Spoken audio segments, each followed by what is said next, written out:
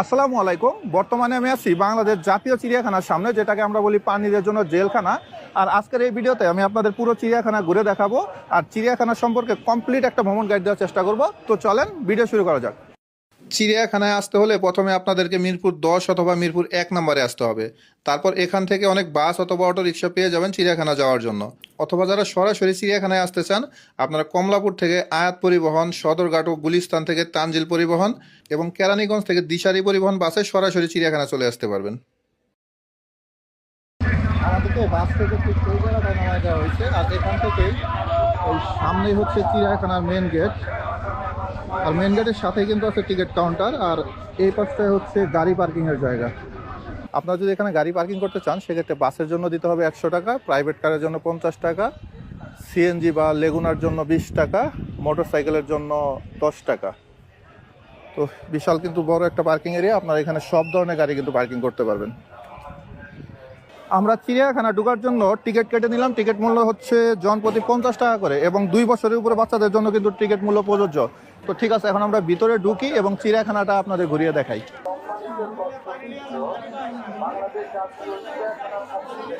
Main gate থেকে ভিতরে প্রবেশ করার পর হাতের ডান দিকে পড়বে হচ্ছে তথ্য কেন্দ্র, আর যদি হাতের বাঁ দিকে চলে যান, এই পাশে হচ্ছে চিত্রা হরিং এর বিশাল বড় একটা খাঁচা আছে।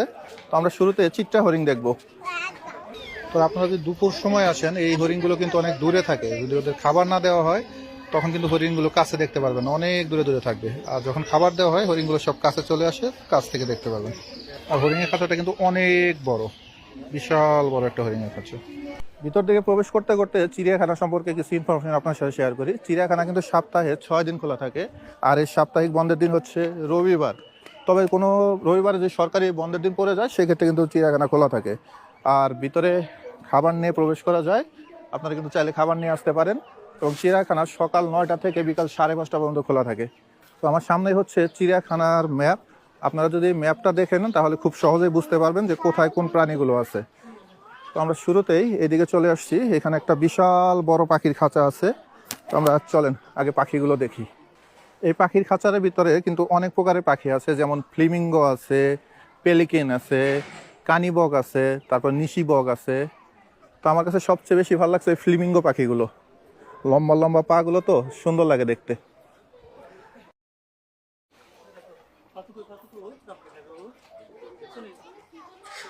আর এই পাশে হচ্ছে পাখির খাঁচা। পাখির খাঁচার পাশেই কিন্তু আছে বানরের খাঁচা।